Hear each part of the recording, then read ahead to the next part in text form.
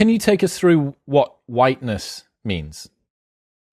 Okay, so the notion of whiteness, I suppose the best way to think about it is a system of power, right? So it's and this is coming from critical race theory. This is the phrase that they always use, whiteness. It's been analogized with the concept, with the Augustinian idea of original sin.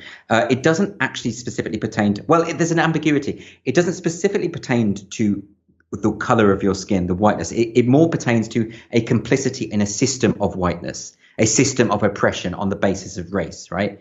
So this is why, for instance, very confusingly, when there was that story in America when the Asian boys, I think one of them urinated on a black schoolgirl and attacked them. It was a kind of a sort of, it was a horrible attack. Okay. They were described, because they weren't white perpetrators, they were described as enacting whiteness.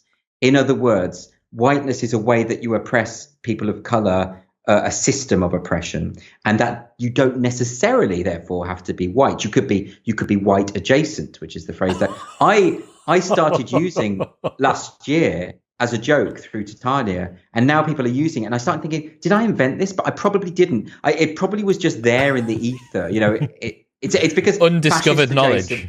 Yeah, I mean, because you can anticipate this stuff. You can't. That's the problem. And because fascist adjacent have become so popular, I just thought I'll start calling black people who are conservative, say white adjacent, as a joke. And now I'm actually seeing it everywhere, and it's really bothering me. And I want to work out if I did invent that. I hope so. But yeah, so that's what whiteness. So therefore, to give another example, and of course, there's all sorts of books and tracts written about whiteness and trying to give it the illusion that this is something that is thought through and it's sophisticated, and it's too, you know, they load it with this jargon in order to give the impression that it's too complicated for you to understand. So you better just hand it over to us. You made the analogy that the same reason as to why the church didn't want the Bible translated into common parlance back in the Middle Ages. It's why they burnt Tyndall at the stake, because you translate the Bible, it means that all of a sudden the power is devolved to the masses. It means they can interpret scripture for themselves, and that matters. You know, you can't just say, well, you can't have a priest just say, well, you've got to do what I say because I'm the only one who can read the sacred texts. You know, and that is the equivalent of what's happening here. So the academics are saying, well, and you see all the time when people get into when your average person gets into an argument with one of these crazy academics on Twitter, they'll say, well, actually, I'm an expert in this, and they'll throw all this jargon down and they'll frighten people away. And if actually, don't worry about it because they're talking bollocks.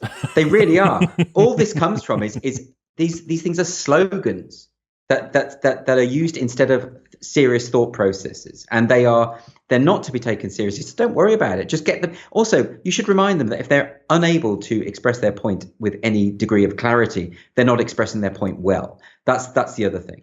It's the mark of it's the mark of a genius to explain a complex thing in a simple way. It is the mark of a charlatan to explain a simple thing in a complex way.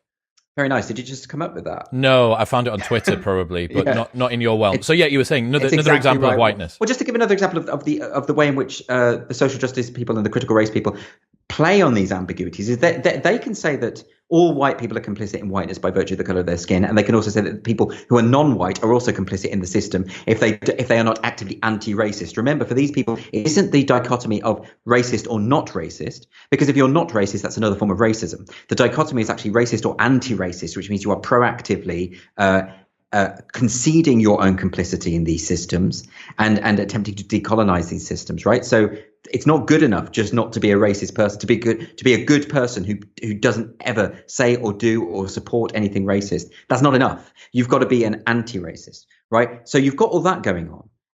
But then they will play on it and make it racial. So then you've got like the Resisting Whiteness conference that was at Edinburgh University, where they said explicitly that in the Q&A section at the end, white people were not allowed to put their hands up and ask questions. So, well, in that case, you are making whiteness explicitly about skin color. And in that circumstances, what do you do if you're mixed race? Can you speak in a low sort of hushed whisper? How much whiteness are you allowed to have? Do you get like half a question, or how do we? And also, we're all mongrels of various races. So how much do you get to speak? Do I have to have a DNA test to decide how much I can speak? So on the one hand, they like the fact that it alludes specifically to race and skin color. And on the other hand, they will deny that it does and that race is a social construct and all the rest of it. So it plays on the ambiguity. It plays on it. It's in the same way that they play on the idea of social justice and liberalism, and they play on people's good natures and good intentions in order to get what they want. I think it's absolutely ghastly. So you can have, for instance, academics who talk about how whiteness is evil and we must abolish whiteness, as we've seen from a number of, I think there was a Cambridge academic who said exactly that. But of course, what she's doing is she's enjoying the fact that she can have a pop at white people. But then she can defend herself by saying, yes, but when I say whiteness, I'm talking about this oppressive system that I believe in, this magical system that we all, us fellow academics, talk about amongst ourselves. So you can have it both ways.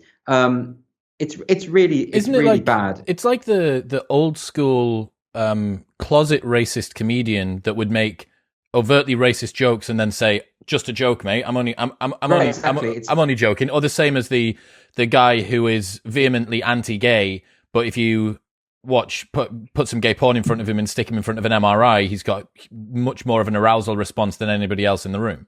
Right, exactly. Like the lady doth protest too much.